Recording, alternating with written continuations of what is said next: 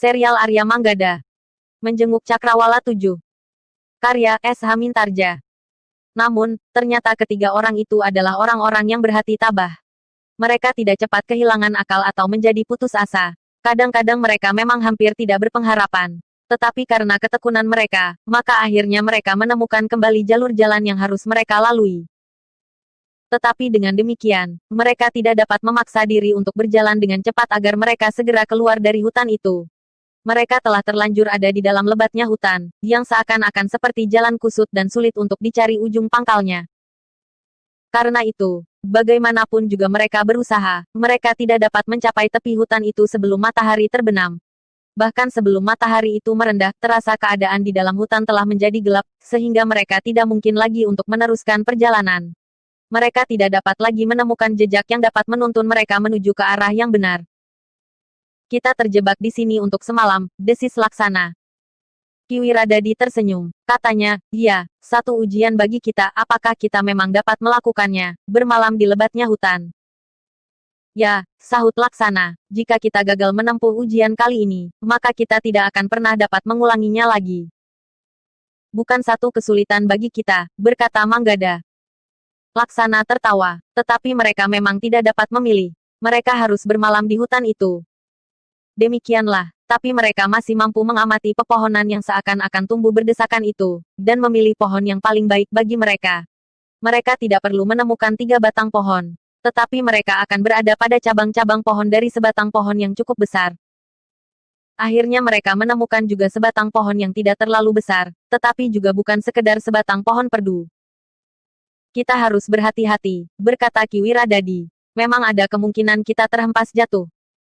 Demikian mereka memanjat dan menemukan tempat yang mereka anggap baik, maka gelap pun telah turun. Meskipun dari celah-celah dedaunan mereka masih melihat cahaya matahari yang lemah di bibir Mega, namun cahaya itu sudah tidak mampu lagi menembus dedaunan dan menerangi perut hutan yang lebat itu. Namun ketiga orang itu menyadari, bahwa malam tentu akan menjadi sangat panjang. Sebenarnya lah bahwa di malam yang sangat panjang itu, mereka bertiga hampir tidak tidur dalam arti yang sebenarnya. Sekali-sekali terasa tubuh merasa bagaikan akan kehilangan keseimbangan. Namun ternyata mereka bertiga cukup terlatih, sehingga mereka tidak terjatuh dari dahan sebatang kayu yang cukup tinggi. Sementara itu, mereka pun selalu bersiap menghadapi segala kemungkinan. Di samping berjenis-jenis serangga yang beracun, mereka pun harus berhati-hati menghadapi ular-ular berbisa yang merayap di pepohonan, seperti ular gadung. Meskipun bisanya tidak setajam bisa ular hitam atau ular bandotan, namun ular gadung akan dapat membunuh juga jika terlambat mendapat penawarnya. Di samping binatang-binatang berbisa, harimau pun akan sangat berbahaya bagi mereka. Jenis harimau hitam yang mempunyai kebiasaan berkeliaran di cabang-cabang pepohonan. Lewat tengah malam, mereka bertiga memasang anak panah pada busur mereka dan siap dilepaskan ketika mereka mendengar dengus harimau di bawah pohon itu. Bahkan kemudian harimau itu tidak sekedar mendengus tetapi mengaum keras sekali. Tetapi ketiga orang yang memanjat pohon itu tidak sempat melihat harimau itu di dalam kegelapan. Ternyata harimau itu tinggal beberapa lama di bawah pohon itu. Agaknya binatang itu telah mencium bau yang lain dari yang pernah diciumnya setiap hari, sehingga agaknya harimau itu ingin mengetahui jenis makhluk apakah yang ada di atas pohon itu. Tetapi ternyata harimau itu tidak telaten menunggu. Karena harimau itu bukan sejenis harimau hitam yang sering memanjat pepohonan, maka akhirnya harimau itu telah melangkah pergi. Namun naluri ketiga orang itu meskipun tidak melihat tetapi dapat mengetahui bahwa di bawah mereka telah berkeliaran beberapa jenis binatang buas. Bulu tengkuk mereka sempat meremang ketika mereka mendengar bagaikan angin yang menderu gemeresak di bawah pepohonan. Ternyata sekelompok anjing hutan berlari-larian sambil sekali-sekali menggonggong dengan garangnya. Betapapun panjangnya malam, tetapi akhirnya mereka melihat cahaya pagi yang mulai bersinar. Bayangan warna kekuningan memancar di atas pepohonan, namun kemudian mulai menyusup di antara dedaunan dan jatuh di atas tanah yang lembab. Ketika Kiwiradadi mengajak mereka turun, Laksana masih sambil memejamkan matanya berkata, aku baru akan mulai tidur. Tidur saja di bawah, berkata Kiwiradadi. Lalu katanya, kami berdua akan menungguimu sampai kau tidak merasa kantuk lagi. Laksana menggeliat, ia tidak berkata apapun lagi ketika Kiwiradadi dan Manggada sudah mulai turun. Laksana pun kemudian menyilangkan busurnya di punggung. Ia pun kemudian telah menelusur pula turun, sebagaimana kedua orang yang lain.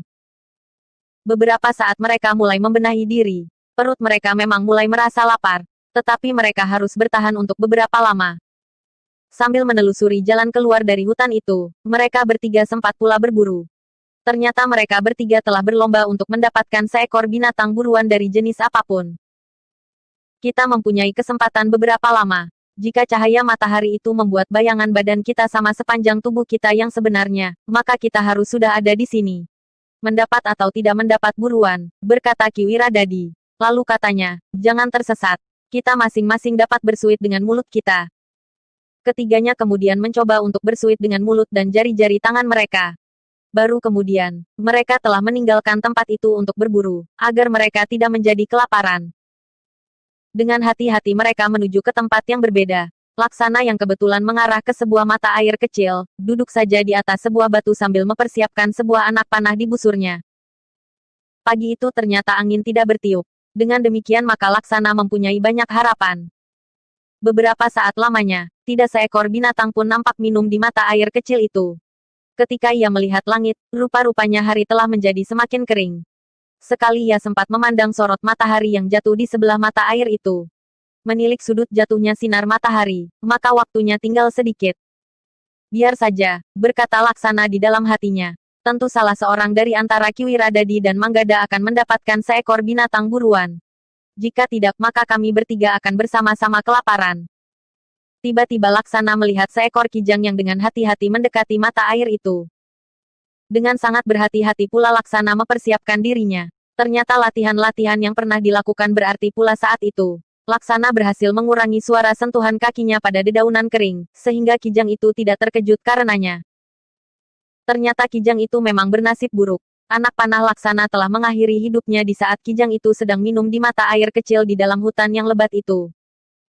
Pada saat yang telah disepakati, Laksana kembali ke tempat yang sudah ditentukan dengan seekor binatang buruan. Ternyata Manggada dan Kiwiradadi tidak berhasil mendapatkan seekor binatang buruannya. Ketika Laksana menjatuhkan binatang buruannya di hadapan Kiwiradadi dan Manggada sambil mengangkat dadanya, maka Manggada tersenyum sambil berkata, kau memang luar biasa. Aku kekurangan waktu. Aku menemukan seekor rusa, tetapi aku harus mengikutinya untuk waktu yang lama jika aku ingin mendapatkannya. Karena itu, aku biarkan saja rusa itu pergi, berkata Kiwiradadi. Aku bertemu dengan seekor harimau, berkata Manggada. Rasa-rasanya aku memang tidak ingin makan daging harimau yang panas itu. Tetapi sambil mengangkat wajahnya, Laksana berkata, apapun alasan kalian, tetapi ternyata akulah yang menang kali ini. Ya, jawab Kiwiradadi. Kita akan mengulitinya dan memanggangnya di luar hutan. Di luar hutan, apakah hutan ini sudah tidak terlalu panjang lagi? Bertanya Laksana. Aku kira tidak, berkata Kiwiradadi. Laksana termangu-mangu, tetapi Manggada ternyata sependapat. Katanya, hutan ini terlalu lebat untuk memanggang binatang buruan. Sepercik api akan dapat mendatangkan bencana. Tetapi bantu aku membawa hasil buruan ini, berkata Laksana. Manggadalah yang sambil tertawa berkata, marilah, aku akan membantumu, aku juga memerlukan daging kijang itu. Ternyata hutan itu memang sudah tidak terlalu tebal lagi. Beberapa saat kemudian, mereka mulai melihat cahaya terang, bukan saja dengan menengadahkan wajah mereka dan memandang ke langit, tapi di hadapan mereka, dari celah-celah pepohonan. Sebenarnya lah, beberapa saat kemudian mereka benar-benar telah keluar dari hutan. Demikian mereka berdiri di sebuah padang perdu di pinggir hutan itu, maka rasa-rasanya nafas mereka pun menjadi lebih longgar. Pandangan mereka menjadi semakin luas. Namun mereka pun melihat bahwa di hadapan mereka berdiri dengan garangnya Gunung Lawu. Ketiga orang itu menyadari bahwa perjalanan selanjutnya adalah memanjat Gunung Lawu untuk menemukan sarang dari orang-orang yang berkepercayaan sesat itu. Kiwiradadi yang memiliki pengalaman paling luas di antara mereka, dengan panggraitanya, seakan-akan telah melihat bahwa bahaya akan datang setiap saat. Karena itu, ia pun kemudian memperingatkan kepada anak-anak muda itu agar lebih berhati-hati. Tetapi kita akan berhenti di sini untuk memanggang hasil buruan kita, berkata Laksana. Kiwiradadi mengangguk, mereka tidak akan mendapatkan tempat yang lebih baik untuk memanggang hasil buruan mereka. Karena itu, maka beberapa saat kemudian ketiga orang itu telah menyiapkan perapian. Dengan batu api mereka telah membuat api, emput dari gelugut aren yang kemudian dihembuskan pada rerumputan kering. Manggada telah mencari beberapa potong kayu kering, beberapa buah dahan dan ranting yang terjatuh dari pohonnya karena ketuaannya atau karena tiupan angin yang keras, atau di saat hujan yang dibarengi dengan angin prahara. Beberapa saat kemudian, asap pun telah mengepul tinggi. Ketiganya mulai memanasi hasil buruan mereka di atas api.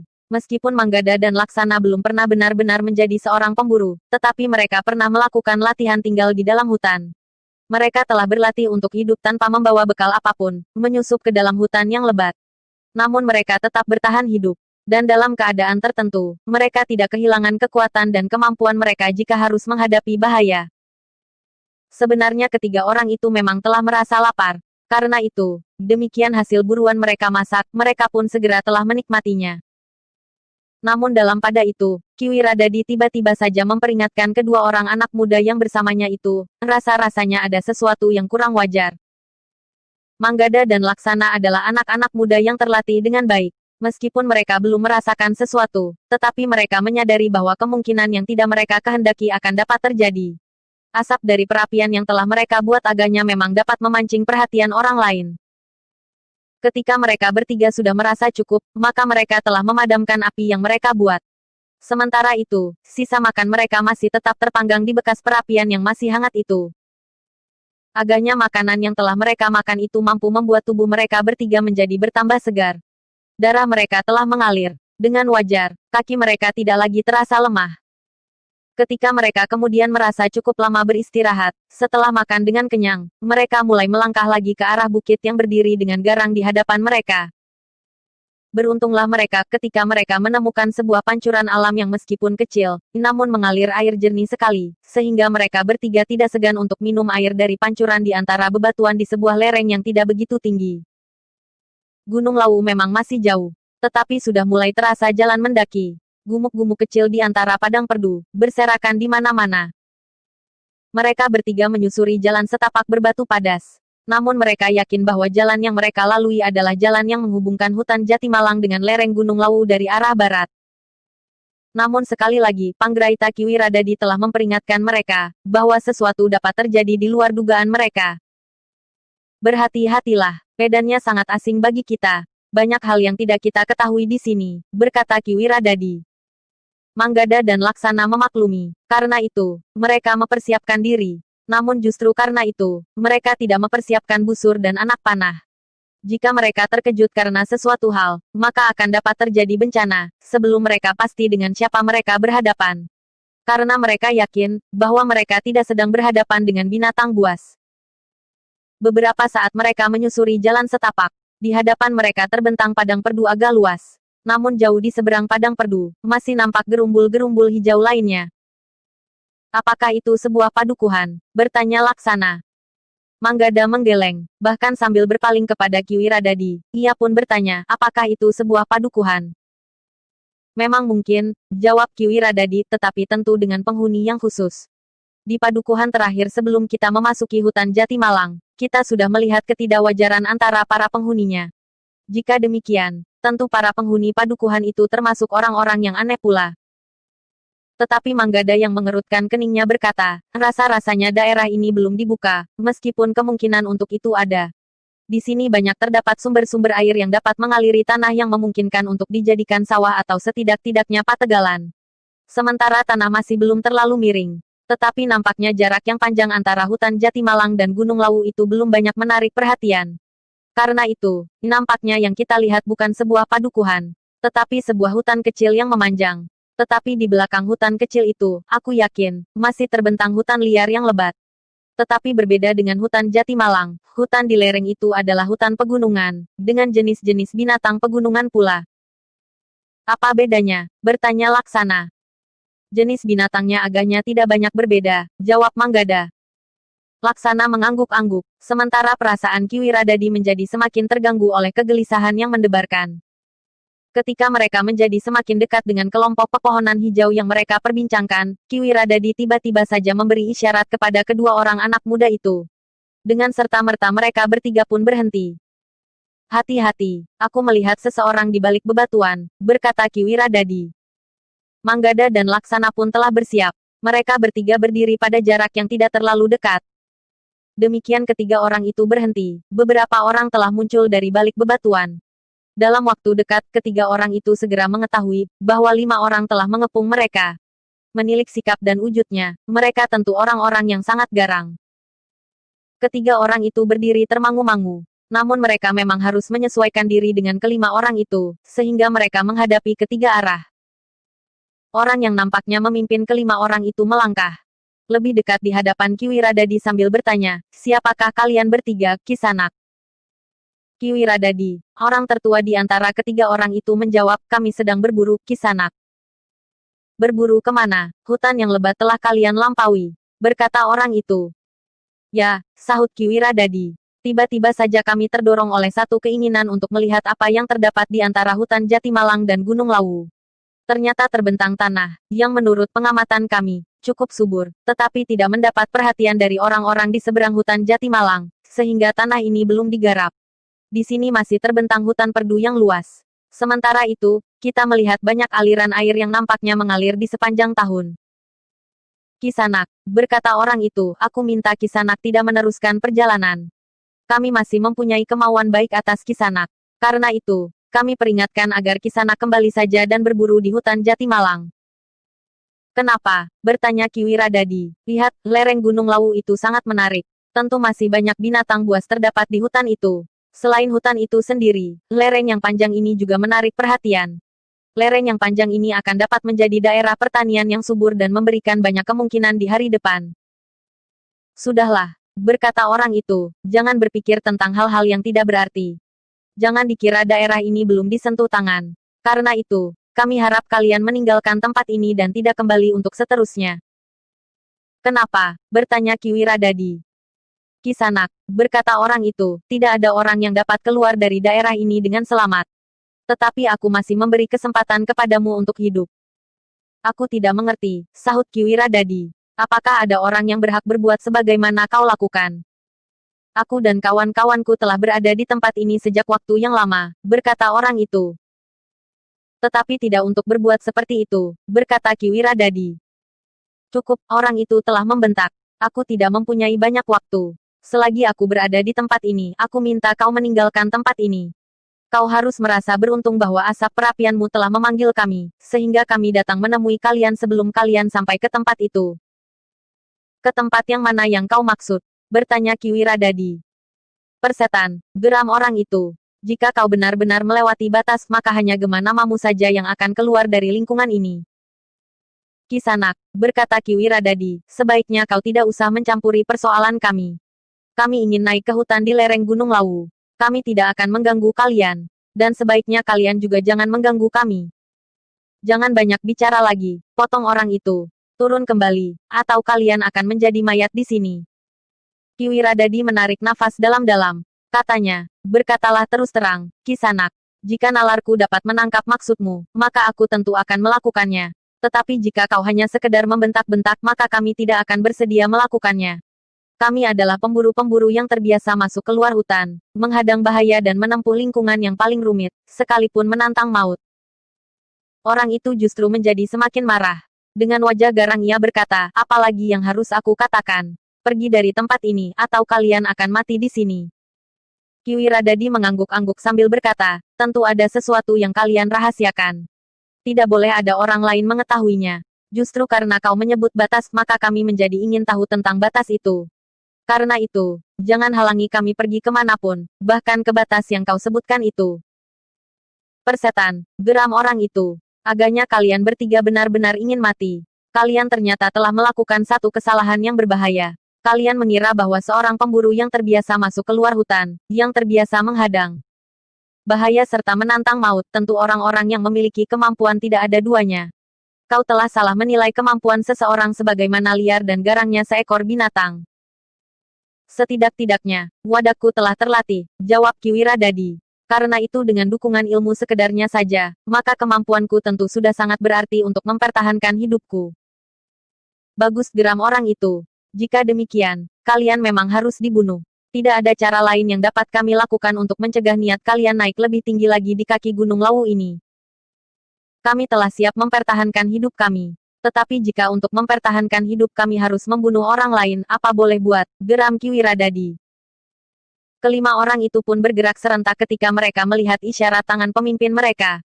Mereka mendekati ketiga orang itu dari 5 arah yang berbeda. Pemimpin mereka berhadapan dengan Kiwiradadi, sementara keempat orang yang lain berhadapan dengan 2 orang anak muda yang sedang menanjak dewasa.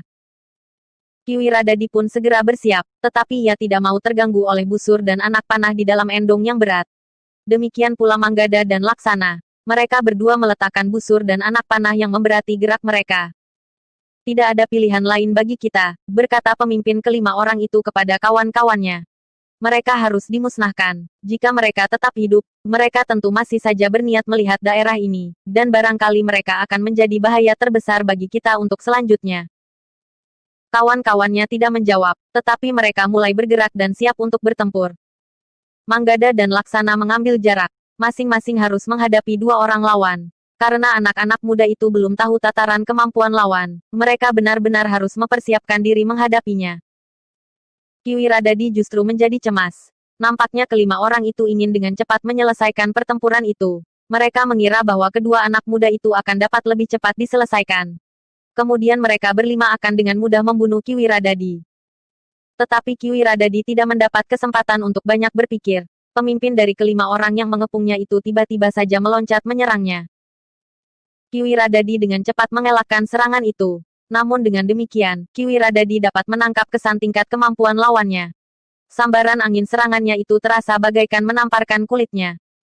Dengan demikian, Kiwiradadi mempersiapkan segenap kemampuannya. Ia tidak dapat meningkatkan ilmunya selapis demi selapis. Jika demikian, ia tentu akan terlambat. Apalagi Kiwiradadi masih harus menjajaki kemampuan lawannya yang sebenarnya. Karena itulah Kiwiradadi pun telah mengerahkan segenap kemampuannya untuk menghadapi pemimpin dari sekelompok orang yang tidak dikenalnya itu. Manggada dan Laksana pun telah bersiap sepenuhnya. Kemudian mereka telah memanasi darah yang mengalir di dalam tubuh mereka. Keduanya sama sekali tidak gentar meskipun mereka masing-masing harus berhadapan dengan 2 orang. Bahkan Laksana yang tidak sabar, telah meloncat mendahului lawannya. Serangannya datang bagaikan arus banjir bandang, beruntun terhadap salah seorang lawannya. Ternyata serangan Laksana itu mengejutkan. Dengan jantung yang berdebaran, lawannya yang mendapat serangan beruntun itu harus berloncatan menghindar. Bahkan nampaknya Laksana tidak ingin melepaskannya. Dengan cepat pula ia memburunya dengan serangan-serangan yang seakan-akan tidak terbendung. Pada serangan pertamanya yang mengejutkan itu, ternyata Laksana dapat langsung mengenai tubuh lawannya beberapa kali, sehingga terdengar keluhan tertahan. Lawannya yang seorang benar-benar menjadi kesakitan tanpa kesempatan untuk membalas.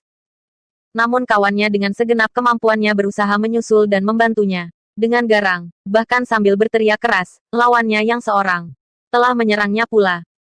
Laksana menyadari bahaya yang datang. Karena itu ia terpaksa melepaskan lawannya untuk menghadapi lawan yang baru datang. Tanpa ragu-ragu, Laksana membentur serangan lawannya itu dengan mengerahkan sepenuh kekuatan. Ternyata lawannya benar-benar telah terkejut. Ia sama sekali tidak mengira bahwa anak muda itu dengan serta-merta telah membentur kekuatannya. Apalagi ternyata anak muda itu memiliki kekuatan yang sangat besar. Laksana memang terdorong surut selangkah. Tetapi lawannya yang menyerang dengan sepenuh tenaganya itu, seakan-akan telah membentur batu padas di lereng bukit. Karena itu ia terlempar beberapa langkah surut. Dan bahkan untuk memperbaiki keseimbangannya, orang itu justru telah menjatuhkan diri, berguling sekali dan kemudian melenting berdiri. Jantungnya memang agak terasa bergetar semakin cepat, namun ia harus menenangkan dirinya menghadapi lawannya yang masih sangat muda itu. Sementara kawannya yang seorang lagi, telah berusaha memperbaiki keadaannya. Tetapi Laksana memang tidak memberinya kesempatan. Demikian lawannya yang seorang sedang berusaha memperbaiki keseimbangannya, Laksana telah menyerang lawannya yang seorang lagi dengan cepatnya. Ternyata kecepatan gerak dan keputusan yang diambil dengan tiba-tiba oleh Laksana sempat membingungkan kedua lawannya. Ternyata Laksana seakan-akan tidak memberi kesempatan kepada mereka berdua, untuk pada satu saat bekerja bersama melawannya. Sementara itu, Manggada telah mempergunakan cara yang lain untuk melawan kedua orang lawannya. Ia bergerak lebih tenang dari Laksana. Manggada tidak meloncat-loncat menyerang kedua lawannya berganti-ganti, tetapi Manggada lebih banyak menunggu. Ia berdiri tegak dengan kaki renggang, kemudian lututnya mulai ditekuk sehingga Manggada telah berdiri merendah. Kedua tangannya bersilang di dadanya. Dengan hati-hati Manggada menghadapi kedua lawannya dengan ketajaman penglihatan serta kemampuannya. Meskipun ia memilih bertempur melawan kedua lawannya bersama-sama, tetapi ternyata bahwa anak muda itu cukup tangkas untuk melakukannya. Dengan cepat ia meloncat menghindar dan sekaligus menyerang, menggeliat dan kemudian merendah. Namun ketika tubuhnya berputar, maka kakinya terayun mendatar menyambar ke arah salah seorang lawannya. Ternyata kedua lawannya tidak dengan mudah dapat menundukkannya. Bahkan semakin lama anak muda itu rasa-rasanya menjadi semakin cepat bergerak, dan tenaganya pun menjadi besar. Karena itu, kedua lawannya menjadi semakin sulit untuk menghadapinya. Anak muda itu bagaikan tidak berjejak di atas tanah. Sekali ia meloncat ke sana, kemudian melenting kemari, menghindari serangan-serangan yang kadang-kadang datang bersamaan. Namun kemudian justru Manggadalah yang telah menyerang dengan garangnya. Selagi kedua anak muda itu bertempur dengan sengitnya, maka Kiwiradadi pun harus mengerahkan kemampuannya pula. Ternyata pemimpin kelompok orang-orang yang mencegatnya itu memiliki kemampuan yang tinggi.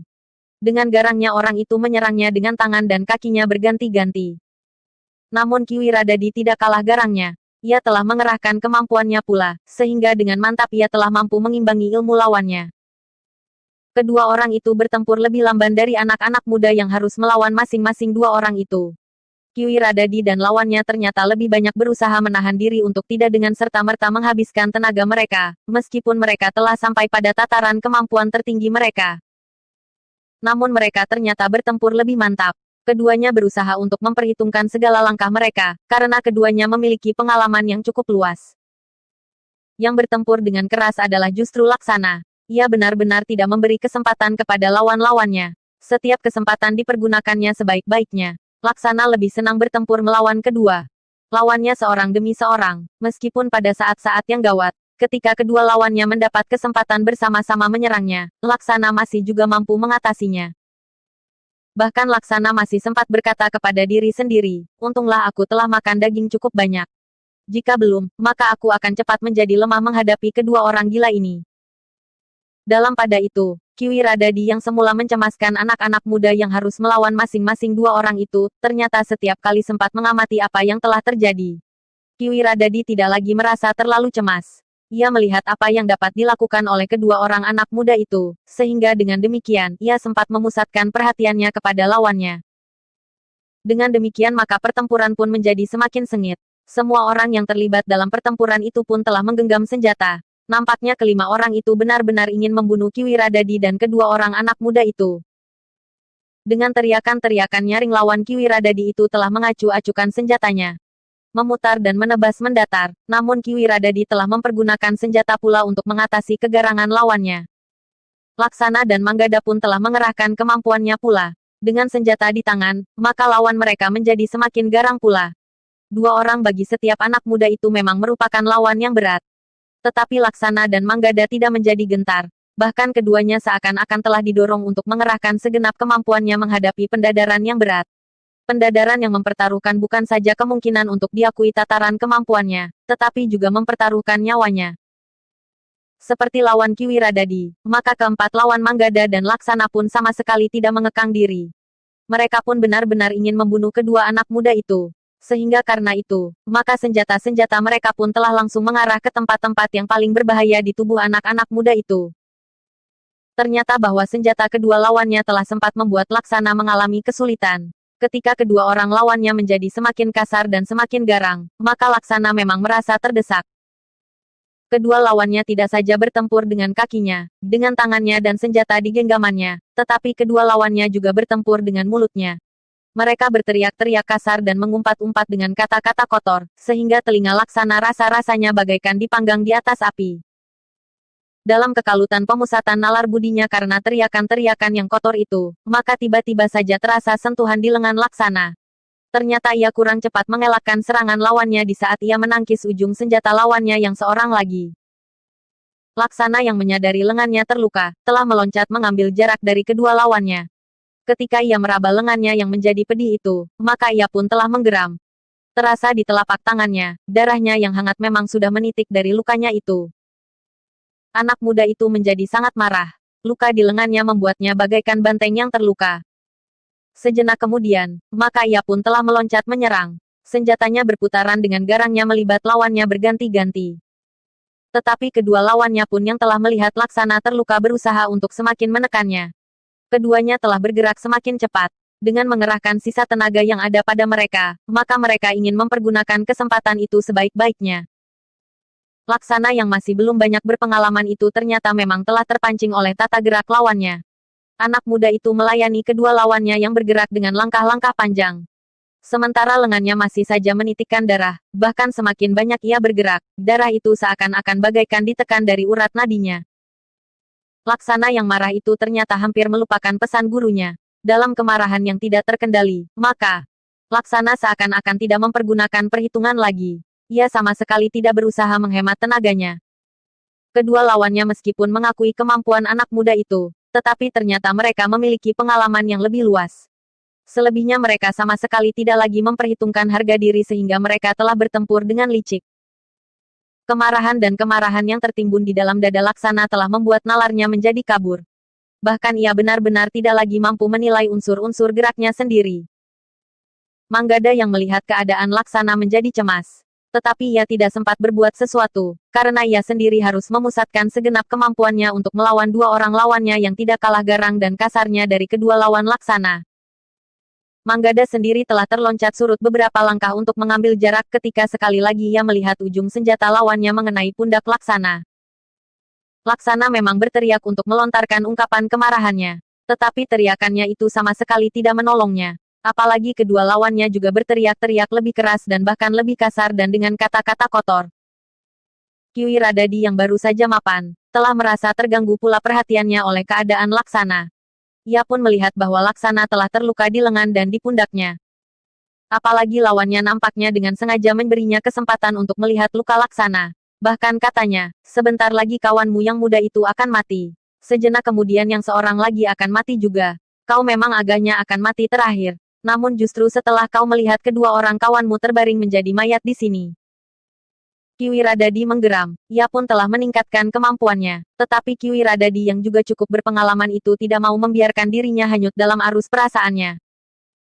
Karena itu, meskipun Kiwi Radadi juga mengerahkan kemampuannya dan berusaha menekan lawannya, namun Kiwi Radadi tidak terlepas dari nalar budinya. Tetapi memang sulit bagi Kiwi Radadi untuk dapat dengan cepat menghabisi lawannya, meskipun ia sudah menghentakkan kemampuannya. Seakan-akan lawannya memang dipersiapkan untuk melawannya dalam tataran ilmu yang seimbang. Laksana nampaknya memang menjadi semakin garang oleh kemarahan yang menghentak-hentak di dalam dadanya. Tetapi kemarahannya itu justru telah menimbulkan kecemasan bagi Manggada dan Kiwi Radadi. Dalam keadaan yang terdesak, Manggada yang tidak kehilangan akal telah mengambil keputusan yang berat. Bahkan ia memerlukan waktu untuk menentukan, apakah ia akan melakukannya atau tidak. Namun jika ia tidak melakukannya, maka keadaan Laksana akan menjadi semakin parah. Darahnya akan semakin banyak mengalir sehingga tubuhnya akan menjadi semakin lemah, sehingga mungkin ia akan terlambat. Karena itu, maka Manggada harus segera menjatuhkan pilihan. Agaknya nalarnya masih jauh lebih bening dari Laksana yang terluka itu. Apa boleh buat, agaknya Laksana justru telah lupa mempergunakannya, berkata Manggada. Dalam keadaan yang terpaksa, karena tidak ada pilihan lain yang dapat dipergunakannya untuk menolong Laksana, maka Manggada telah menarik dua buah pisau kecilnya. Dengan tangkasnya Manggada telah melemparkan kedua pisaunya itu berurutan demikian cepatnya ke arah kedua lawannya yang berdiri di tempat yang berbeda. Ketika Manggada memindahkan senjata ke tangan kirinya, kedua lawannya memang sudah menjadi curiga. Namun mereka tidak mempunyai kesempatan. Begitu cepatnya Manggada menarik sebilah pisau dan melemparkannya ke dada seorang lawannya, kemudian berbalik sambil merendahkan diri, pisau kedua telah terlempar pula ke dada lawannya yang lain. Terdengar kedua orang itu berteriak berurutan. Seorang di antaranya sempat berteriak dengan umpatan kotor. Namun pisau kecil itu telah dilemparkan dengan sekuat tenaga didorong pula dengan kekuatan cadangan di dalam diri Manggada. Karena itu maka pisau-pisau kecil itu telah menghunjam seakan-akan sampai ke tangkainya. Tidak ada kesempatan untuk mengelak apalagi kedua orang itu tidak menduga sama sekali. Mereka pun tidak sempat menyadari bahwa ujung pisau-pisau kecil itu ternyata telah menggapai jantung mereka dan membunuh mereka. Manggada tidak sempat mengamati kedua orang lawannya itu. Ia pun segera meloncat mendekati arena pertempuran antara Laksana dan kedua orang lawannya. Ternyata Laksana yang terpancing oleh lawannya dengan gerak-gerak yang panjang dan cepat, serta darah yang mengalir dari kedua lukanya, kekuatannya mulai menjadi susut. Namun kehadiran Manggada telah merubah sama sekali keseimbangan dalam arena pertempuran itu. Dengan cepat Manggada berhasil mengikat seorang di antara lawan Laksana dalam pertempuran melawannya, sehingga dengan demikian maka Laksana tinggal menghadapi seorang lawan saja. Meskipun kekuatan dan kemampuan Laksana mulai susut, namun menghadapi seorang saja dari kedua lawannya, kekuatan dan kemampuannya masih jauh memadai. Apalagi ketika Manggada sempat memperingatkan, pergunakan otakmu. Laksana menarik nafas dalam-dalam, tetapi senjatanya pun kemudian telah bergetar menghadapi seorang saja dari kedua lawannya. Kau telah terluka, geram lawannya yang menjadi bimbang karena ia harus menghadapinya sendiri. Lukaku tidak berarti apa-apa, jawab Laksana. Tetapi aku tidak ingin membunuhmu dengan cepat dengan melontarkan pisau-pisau kecilku. Oleh kemarahan yang menghentak di dadaku aku justru terlupa mempergunakannya, karena aku tidak terbiasa membawanya. Sekarang aku ingin membunuhmu dengan senjataku ini. Orang itu memang menjadi cemas. Tetapi ia masih berusaha untuk membesarkan hatinya. Bahkan ia tertawa sambil berkata, tenagamu sebentar lagi akan habis terhisap sejalan dengan darahmu yang menjadi kering. Laksana tidak menjawab lagi. Tiba-tiba saja ia telah meloncat menyerang dengan garangnya. Senjatanya berputaran dengan cepat sekali. Namun ia sudah mulai mencoba mempergunakan penalarannya kembali. Sehingga dengan demikian, maka ia tidak lagi menjadi kehilangan langkah. Meskipun demikian, darah yang mengalir dari lukanya memang telah mengganggu perasaannya. Namun ia tidak mau mati di ujung senjata lawannya. Manggada tidak lagi ingin membunuh lawannya yang diambilnya dari Laksana. Namun demikian, ternyata lawannya itu pun telah mengerahkan segenap kemampuannya untuk berusaha membunuhnya. Laksana yang sudah terluka itu masih mampu menggerakkan senjatanya dengan garang, sehingga lawannya benar-benar tidak mendapat tempat di arena. Tetapi justru karena itu, maka dengan putus asa lawannya telah bertempur membabi buta. Dengan teriakan-teriakan dan umpatan-umpatan kotor, ia menyerang Laksana seperti badai. Namun dengan demikian geraknya menjadi kacau. Perhitungannya kabur dan kegelisahannya menjadikannya bingung menghadapi kecepatan gerak Laksana. Dan pada suatu saat, senjata Laksana yang marah itu telah menyambar dadanya. Sebuah goresan panjang menyilang di dadanya, sehingga lawan Laksana terlempar beberapa langkah surut. Ketika ia berusaha berdiri tegak, tubuhnya nampak gemetar. Betapapun ia berusaha untuk tetap menggenggam senjatanya, namun akhirnya senjata itu jatuh. Bahkan perlahan-lahan orang itu pun terjatuh pada lututnya. Bagaimanapun juga ia bertahan, namun akhirnya tubuhnya terkulai di tanah. Darah mengalir tanpa terbendung dari lukanya yang dalam. Laksana berdiri termangu-mangu. Sejenak ia mengawasi lawannya yang terbaring diam. Nampaknya lawan itu memang tidak akan mungkin bangkit lagi untuk melawannya. Bersamaan dengan itu, ia mendengar teriakan Manggada, obati lukamu, cepat. Sebelum darahmu semakin banyak mengalir dan mempengaruhi tenagamu. Laksana bagaikan terbangun dari sebuah mimpi. Ia pun segera mengambil tempat untuk melihat lukanya. Namun karena letak lukanya, maka ia memang agak mengalami kesulitan. Sementara Manggada tidak memerlukan waktu terlalu lama. Dengan cepat Manggada dapat segera mendesak, dan bahkan menguasai ruang gerak lawannya. Tetapi ketika senjatanya telah menggores kulit lawannya, justru lawannya menjadi kian liar. Seperti seekor harimau terluka, ia berusaha menerkam dengan tanpa memperhitungkan kemungkinan yang dapat dilakukan lawannya. Semula Manggada masih sempat menghindar dan berusaha menahan lawannya dengan putaran senjatanya. Tetapi lawannya itu seakan-akan benar-benar telah kehilangan nalar budinya. Dengan garangnya ia meloncat menerkam Manggada dengan ujung senjatanya. Manggada ternyata terpengaruh juga oleh sikap lawannya. Bahkan terasa seolah-olah bulu kuduknya meremang. Tetapi di luar sadarnya, ketika lawannya menerkam, Manggada sempat mengelak. Tetapi lawannya telah memburunya. Satu ayunan mendatar yang cepat dan kuat sekali telah menyambar ke arah leher Manggada. Namun Manggada sempat merendah, sekaligus menjulurkan senjatanya menembus langsung ke lambung. Terdengar orang itu berteriak nyaring. Selangkah ia bergeser mundur, Manggada masih menggenggam tangkai senjatanya yang telah terlepas dari tubuh lawannya. Tidak ada lagi yang dapat dilakukan lawan Manggada. Rasa-rasanya semuanya menjadi gelap. Bahkan ia pun kemudian jatuh tertelungkup.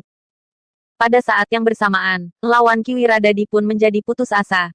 Tetapi ia tidak membunuh dirinya sebagaimana kawan-kawannya. Ia masih sempat berpikir, bahwa ia harus lolos dari maut untuk menyampaikan kepada pemimpinnya, bahwa ada 3 pemburu yang naik ke lereng gunung, setelah menyeberangi hutan Jatimalang. Karena itu, selagi perhatian Manggada tertuju kepada lawannya yang jatuh terbaring di tanah, sementara Laksana sedang memperhatikannya pula, lawan Kiwiradadi berusaha melenting jauh dan dengan serta-merta berusaha melarikan diri dari arena.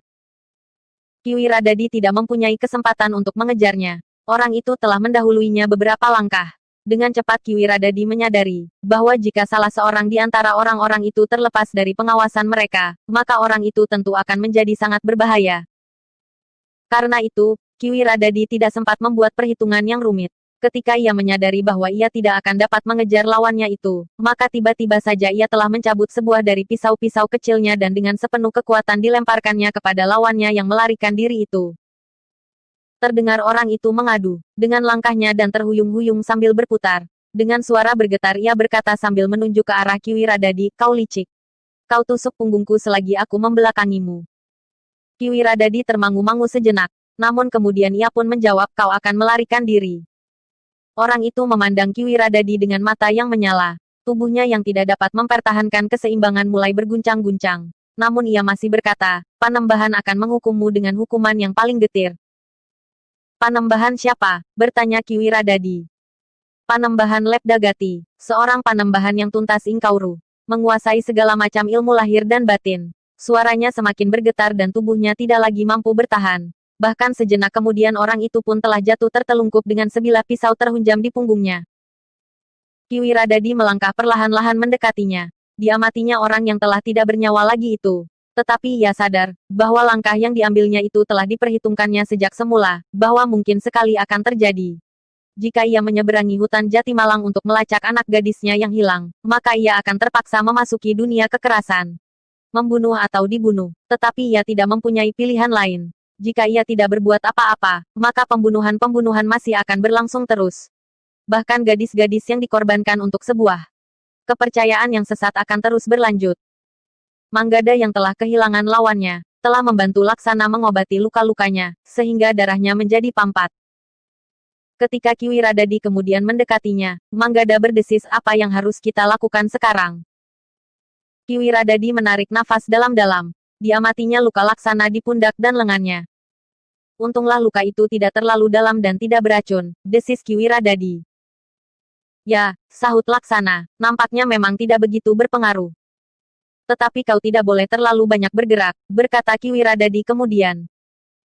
"Darahmu akan terlalu banyak mengalir. Sementara itu kita masih akan menempuh perjalanan yang lebih berbahaya. Kau dengar, orang itu telah menyebut nama Panembahan Lepdagati, yang katanya seorang panembahan yang berilmu tinggi lahir dan batin." Laksana mengangguk-angguk. Ia sadar, bahwa lukanya tentu akan mengganggunya jika luka itu tidak dapat diatasi dengan obat yang dibawanya. Karena itulah, maka Laksana tidak mempunyai pilihan lain kecuali beristirahat untuk beberapa saat. "Kita masih mempunyai tugas," berkata Manggada. "Kita harus mengubur mayat-mayat itu agar tidak menjadi makanan burung-burung buas atau binatang liar dari hutan itu." Kiwiradadi kemudian berdesis, "Biarlah Laksana beristirahat lebih dahulu." Bertiga mereka kemudian duduk bersandar batu padas di bawah sebatang pohon yang rimbun, setelah mereka memungut kembali busur-busur mereka. Sementara itu Kiwiradadi berkata, "Kita tidak dapat membayangkan, siapa dan seberapa tinggi kemampuan orang yang disebut Panembahan Lepdagati itu." Manggada dan Laksana mengangguk-angguk. Tentu tidak seperti orang-orang yang telah mereka kalahkan itu. Bahkan mungkin Panembahan itu akan dapat menghancurkan mereka bertiga sekaligus. Sambil memandangi dedaunan yang bergerak-gerak di goyang angin, Manggada berkata hampir kepada diri sendiri, "Satu tantangan yang harus diatasi. Tetapi kita tidak dapat membiarkan upacara sesat itu dibiarkan saja." "Tetapi bukannya tanpa perhitungan," berkata Kiwiradadi. "Aku memang merasa wajib untuk mengambil anakku. Dan jika mungkin, gadis-gadis yang masih ada. Tetapi aku harus memikirkan cara yang terbaik untuk melakukannya. Kalian masih terlalu muda untuk melakukan tugas yang sangat berat ini. Kemungkinan yang paling pahit dapat terjadi. Mati," desis Laksana. "Kalian masih terlalu muda untuk mengalaminya. Masih panjang kemungkinan yang dapat terjadi atas kalian. Karena itu aku harus memikirkannya apakah sudah sepantasnya aku membawa kalian menempuh bahaya yang demikian besarnya. Pada langkah pertama ini, aku telah menyesal bahwa kalian terlibat ke dalamnya. Untunglah bahwa kalian memiliki bekal yang cukup tinggi, sehingga kalian dapat lolos dari maut. Bahkan tanpa kalian, aku pun tidak akan dapat meninggalkan tempat ini, karena aku tentu sudah terbaring mati. Merekalah yang akan berdiri sambil mengamati mayatku," berkata Kiwiradadi. "Jangan berkata begitu, Kiwiradadi," berkata Manggada. "Bukan salah Kiwiradadi bahwa kami berada di sini. Kami sudah menyatakan kesediaan kami untuk membantu Kiwiradadi menyelamatkan anak gadis Kiwiradadi. Tetapi yang lebih penting lagi, menghancurkan kepercayaan yang sesat itu." Seperti yang sudah aku katakan, kita bukannya tidak berperhitungan, sahut Kiwiradadi. Namun kemudian dengan serta-merta ia berkata selanjutnya, bukan maksudku menolak uluran tangan kalian. Aku merasa sangat berterima kasih. Bahkan seandainya hanya sampai sekian pun, aku sudah merasa berhutang budi kepada kalian. Tetapi yang justru aku pikirkan adalah keselamatan kalian untuk selanjutnya. Jika terjadi sesuatu atas kalian berdua, atau salah seorang di antara kalian, aku akan merasa bersalah. Tetapi Manggada menggelengkan kepalanya. Katanya, ini adalah pilihan kami sendiri, Kiwiradadi. Jangan menyalahkan diri jika terjadi sesuatu atas kami. Hanya dengan mengabdikan diri pada kemanusiaan, maka ilmu yang selama ini kami pelajari akan berarti. Kiwiradadi menarik nafas dalam-dalam. Ia sudah berusaha memberikan peringatan kepada anak-anak muda itu. Tetapi kedua orang anak muda itu nampaknya sudah bertekad bulat untuk meneruskan perjalanan apapun yang akan terjadi kemudian. Namun bagaimanapun juga kehadiran kedua orang anak muda itu telah menjadi beban bagi Kiwiradadi, meskipun ia sangat memerlukannya. Setelah menyeberangi hutan Jati Malang, bersama kedua anak muda itu, Kiwiradadi baru melihat ancaman yang sebenarnya. Meskipun mereka dapat mengalahkan hambatan pertama, tapi menurut perhitungan Kiwiradadi, hambatan demi hambatan akan mereka hadapi lagi. Bahkan akhirnya mereka akan sampai pada orang yang bernama Lepdagati. Karena itu, bagaimanapun juga ia wajib mengatakannya. Anak-anak muda, puncak dari perjalanan ini tentu akan membawa kita kepada orang yang bernama Panembahan Lepdagati. Tentu orang yang mumpuni segala macam kauru lahir dan batin, meskipun agaknya ia berpijak pada ilmu sesat. Ya, tetapi apa boleh buat, desis Manggada. Aku tidak dapat membayangkan apa yang akan terjadi atas kalian, desis Kiwiradadi. Namun sebelum anak-anak muda itu menjawab, tiba-tiba terdengar suara, kau benar, Kisanak. Ilmunya sangat tinggi, seakan-akan menjangkau langit. Ketiganya terkejut. Ketika mereka berpaling ke arah suara itu, dilihatnya seorang tua berjanggut putih melangkah terbungkuk-bungkuk dari balik sebongkah batu besar. Kemudian dengan tenangnya duduk di atas batu di hadapan batu besar itu. Ketiga orang itu menjadi berdebar-debar. Apakah orang tua itu yang disebut Panembahan Lepdagati? Sejenak ketiga orang itu termangu-mangu. Namun rasa-rasanya jantung mereka berdenyut semakin cepat. Baru sejenak kemudian Kiwiradadi melangkah maju sambil bertanya, siapakah kau Kisanak? Apakah kau orang yang disebut Panembahan Lepdagati? Orang itu seakan-akan tidak mendengar pertanyaan Kiwiradadi. Bahkan ia pun berkata, aku melihat bagaimana kalian bertiga membunuh orang-orang dari padepokan Lepdagati. Kami membunuh bukannya tanpa sebab, jawab Kiwiradadi. Aku mengerti. Kalian membunuh karena kalian tidak mau diusir begitu saja dari lingkungan yang menurut Panembahan Lepdagati adalah lingkungan kekuasaannya. Hutan Jati Malang, lereng Gunung Lawu adalah daerah yang dikuasai Panembahan itu. Daerah yang begitu luas, bertanya Kiwiradadi. Jarak antara Jati Malang dan puncak Gunung Lawu adalah terlalu luas untuk satu padepokan. Tetapi daerah yang sudah digarap belum terlalu banyak. Daerah seluas ini terdiri dari padang rumput, hutan perdu dan hutan pegunungan yang lebat. Daerah berbatu-batu dan padang ilalang. Hanya beberapa bagian dari daerah seluas ini dapat dijadikan tanah persawahan dan pategalan, jawab orang tua itu. Kiwiradadi mengangguk-angguk, tetapi ia pun bertanya, Kisanak belum memberikan jawaban, siapakah Kisanak sebenarnya? Orang tua itu menarik nafas dalam-dalam, tetapi ia kemudian berkata, kalian, apalagi anak-anak muda itu, telah memasuki daerah yang sangat berbahaya. Yang terjadi barulah sebuah perkenalan. Kalian akan segera menjumpai kesulitan yang lebih besar.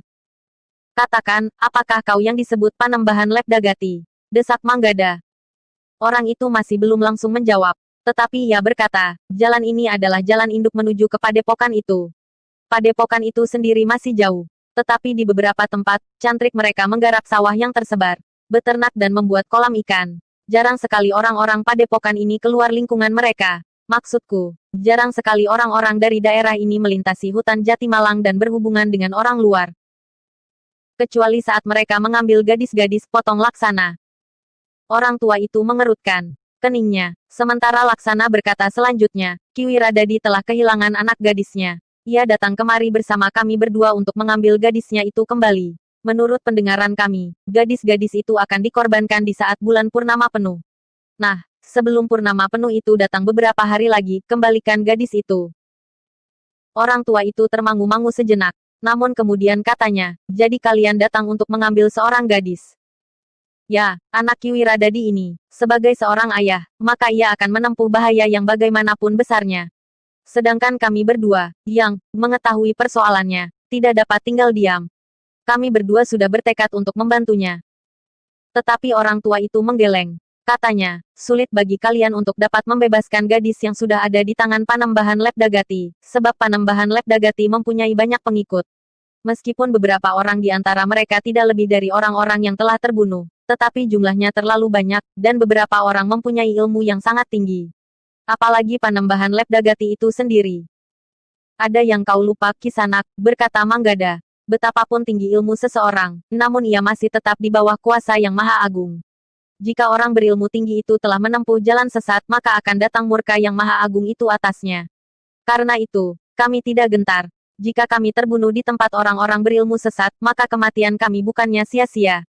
Kami telah menunjukkan kepada orang-orang itu bahwa kepercayaannya mendapat tantangan, sehingga akhirnya pada suatu saat orang itu akan langsung berhadapan dengan lantaran kuasa yang maha agung sendiri. Orang tua itu menarik nafas dalam-dalam. Katanya, agaknya kau mempunyai lambaran kepercayaan yang kokoh. Aku yakin akan sumber hidupku. Aku percaya akan tangannya yang adil dan kuasa tanpa batas, sahut Manggada.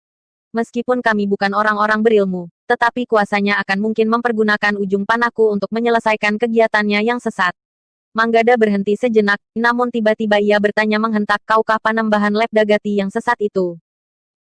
Akhirnya orang itu menggeleng. Katanya, bukan akulah orang yang kau cari. Jadi siapakah kau? Bertanya Manggada mendesak. Orang itu termangu-mangu sejenak. Dipandanginya puncak Gunung Lawu yang kebiruan. Masih jauh, meskipun mereka sudah berada di lereng. Sebut namamu atau gelarmu, Kisanak. Kiwiradadi pun telah mendesaknya pula. Orang itu akhirnya berkata, orang memanggilku Ki Ajar Pangukan. Pangukan, ulang Laksana. Orang itu mengangguk, namun tiba-tiba Laksana berkata, jadi kau adalah orang Panembahan Lab Dagati yang mendapat tugas untuk mengamati jalan menuju ke padepokannya. Kenapa kau menganggap begitu? Bertanya orang tua itu. Namamu Pangukan, orang yang sering mengamati sesuatu, jawab Laksana. Orang itu tersenyum, katanya, ketika aku menggantikan kedudukan guruku, aku disebut Ajar Pangukan. Aku tidak berpikir begitu jauh mengenai arti namaku itu dengan baik. Orang itu berhenti sejenak, namun tiba-tiba ia pun berkata, tetapi mungkin kau benar, anak muda. Tugasku memang mengamati, melihat-lihat sebagaimana aku lakukan sekarang. Jadi kau mengakui bahwa kau salah seorang murid Panembahan Lab Dagati? Bertanya Laksana. Orang itu tersenyum, katanya, kau masih terlalu muda. Hati-hatilah, kau harus mencoba mengendalikan diri menghadapi persoalan-persoalan yang berat. Kau belum menjawab, desak Laksana. Sudah berkali-kali aku katakan, aku bukan Panembahan Lab Dagati, juga bukan muridnya, atau orangnya, atau orang yang pernah berhubungan dengan Panembahan itu, jawab Ki Ajar Pangukan. Aku justru sedang mengamati tingkah laku orang-orang dari daerah ini. Sudah beberapa bulan aku berada di sini. Oh, Kiwiradadilah yang bergeser. Nada suaranya berubah. Apakah kau berkata sebenarnya? Ya, aku berkata sebenarnya, jawab orang itu. Jika aku pengikut Panembahan Lab Dagati, atau bahkan Lab Dagati itu sendiri, maka aku tentu akan dengan serta-merta membunuh kalian. Kiwiradadi mengangguk-angguk, namun tiba-tiba saja Laksana yang tersinggung berkata, kau kira kami adalah kelinci-kelinci yang tidak berarti apa-apa? Kau lihat, kami telah membunuh orang-orang Panembahan Lab Dagati. Sudahlah, anak muda, berkata orang itu. Kita jangan terlalu lama di sini. Kita tidak boleh ketahuan orang-orang Panembahan Lab Dagati. Setelah beberapa bulan aku di sini, aku menjadi semakin mengenali lingkungan ini. Termasuk Panembahan Lab Dagati itu sendiri. Namun aku tidak boleh diketahui oleh mereka. Jika demikian, maka usahaku akan sia-sia. Jadi apa yang sebaiknya kita lakukan? Bertanya Kiwiradadi. Ikuti aku setelah kalian mengubur orang-orang yang terbunuh itu, berkata Ki Ajar Pangukan. Kau ingin menjebak kami, berkata Laksana. Ki Ajar itu tertawa, katanya, kau terlalu curiga, anak muda. Tetapi baiklah, aku mengerti. Karena itu, biarlah aku tunjukkan kepadamu, bahwa aku tidak akan mencelakakanmu. Jika aku ingin melakukannya, aku dapat melakukannya dengan mudah. Laksana termangu-mangu, namun ia pun kemudian melihat orang tua itu bangkit berdiri, dan seperti terbang, ia meloncat mundur ke atas sebuah batu yang besar. Perhatikanlah, Aku akan membantu kalian mengubur orang-orang yang telah kau bunuh itu, berkata orang yang menyebut dirinya Ki Ajar Pangukan itu. Ketiga orang itu pun termangu-mangu. Namun mereka memang bergeser surut ketika mereka melihat orang tua yang berdiri di atas batu itu bersikap. Beberapa saat kemudian, orang tua itu menggerakkan tangannya. Dengan satu hentakan, dari telapak tangannya terlontar kekuatan yang sangat besar. Tanah beberapa langkah di depannya tiba-tiba saja bagaikan meledak. Demikian terjadi setiap orang itu menggerakkan tangannya sampai 5 kali. Baru kemudian orang itu berhenti setelah di hadapannya berjajar 5 buah lubang yang cukup lebar dan dalam. Nah, berkata orang itu kemudian, kau dapat menguburkan kelima sosok mayat itu tanpa mengalami kesulitan menggali lubang. Cepat lakukan sebelum orang-orang dari Padepokan Lepdagati melihat kita. Kiwiradadi dan kedua orang anak muda itu bagaikan dicengkam oleh pesona yang tidak disadari. Mereka pun dengan cepat telah mengangkat sosok-sosok mayat yang berserakan, dan memasukkannya ke dalam lubang. Tetapi kalianlah yang harus menimbuninya, berkata orang tua itu. Aku sudah menggalinya. Keringat membasahi seluruh tubuh mereka. Sementara itu Laksana bukan saja menitikkan keringat, tetapi menitikkan darah pula. Namun orang tua itu kemudian berkata, nanti aku akan mengobati lukamu. Tetapi di manakah rumah Kisanak? Bertanya Kiwiradadi. Mari, ikut sajalah, kau akan tahu, berkata orang itu. Ketiga orang itu tidak membantah lagi. Mereka menyadari, seandainya orang itu ingin membunuh mereka bertiga, maka orang yang menyebut dirinya Ki Ajar Pangukan itu memang tidak akan banyak mengalami kesulitan. Beberapa saat kemudian mereka telah meninggalkan jalur jalan menuju ke padepokan yang dihuni orang-orang yang berilmu sesat. Mereka meniti jalan-jalan setapak. Bahkan kadang-kadang mereka berloncatan di antara batu-batu padas, menyusup batang-batang perdu dan melingkari lereng-lereng rendah. Ketika mereka sampai ke sebuah sungai, mereka mengikuti arusnya beberapa ratus tonggak. Baru kemudian mereka menyeberang dan naik di lereng sebelah. Kita kemana? Bertanya Manggada. Aku mempersilahkan kalian singgah di padepokanku, berkata orang itu. Padepokanmu juga di kaki gunung ini? Bertanya Laksana. Ya, tetapi letaknya memang agak jauh, jawab orang itu. Lalu ia pun bertanya kepada Laksana, nampaknya kau sudah terlalu letih. Aku mengerti, luka-lukamu masih saja berdarah. Tidak, jawab Laksana, tetapi lukaku memang berdarah lagi. Kita dapat beristirahat sebentar, kita sudah berada di tempat yang agak jauh dari daerah pengawasan Panembahan Lepdagati, berkata Ki Ajar Pangukan itu. Aku tidak ingin beristirahat, berkata Laksana. Aku hanya ingin memampatkan darahmu saja, jawab Ki Ajar. Baiklah, akhirnya Kiwiradadi yang menyahut. Agaknya lukamu memang perlu diobati lagi. Bukankah aku masih mempunyai obat yang cukup? Berkata Laksana. Karena itu, sebaiknya obat itu dipergunakan, sahut Ki Ajar. Laksana tidak membantah lagi. Mereka kemudian beristirahat di bawah rimbunnya sebatang pohon. Sementara itu di hadapan mereka terbentang lereng pegunungan yang tidak pernah digarap tangan. Padang perdu yang liar, beberapa buah batu besar yang berserakan. Namun agak jauh di hadapan mereka, terdapat hutan pegunungan yang hijau. Tanah ini belum sempat disentuh, berkata Ki Ajar Pangukan. Berbeda dengan daerah di sekitar padepokan dan anak-anak padepokan Panembahan Lepdagati. Di sana air sudah dimanfaatkan sebaik-baiknya, sehingga di beberapa bagian nampak sawah yang subur. Namun tiba-tiba Manggada teringat akan kepentingan mereka datang ke tempat itu. Karena itu ia berkata, Ki Ajar, kedatangan kami ke tempat ini bukannya sekedar bertamasya di lereng pegunungan. Kami telah bertekad untuk mengambil anak perempuan Kiwiradadi yang telah diserahkan kepada orang-orang berilmu sesat itu. Aku mengerti, jawab Ki Ajar. Jadi bagaimana, kau sengaja membelokkan arah perjalanan kami? Bertanya Laksana. Ya, aku memang sengaja membawa kalian keluar dari jalan kematian. Jika kalian aku biarkan menempuh perjalanan yang kalian rencanakan, maka sebelum kalian tahu apakah anak perempuan itu benar-benar ada di sini, kalian sudah akan mati lebih dahulu, berkata Ki Ajar. Tetapi bagaimana dengan anak itu? Bertanya Kiwiradadi. Kita memang harus berbuat sesuatu sebelum bulan purnama beberapa hari lagi. Tetapi tidak dengan membunuh diri, berkata Ki Ajar Pangukan. Tetapi dengan cara apa? Desak Laksana. Ki Ajar tertawa. Katanya, kau mengingatkan aku kepada seorang pahlawan yang gugur beberapa bulan lalu di lereng gunung ini pula. Ia datang untuk mencari anaknya. Bahkan ia sendiri saja dengan membawa segerobak senjata. Seperti kalian, pedang, busur dan anak panah, pisau-pisau belati dan tombak bindi, trisula, inanggala dan barangkali bajra.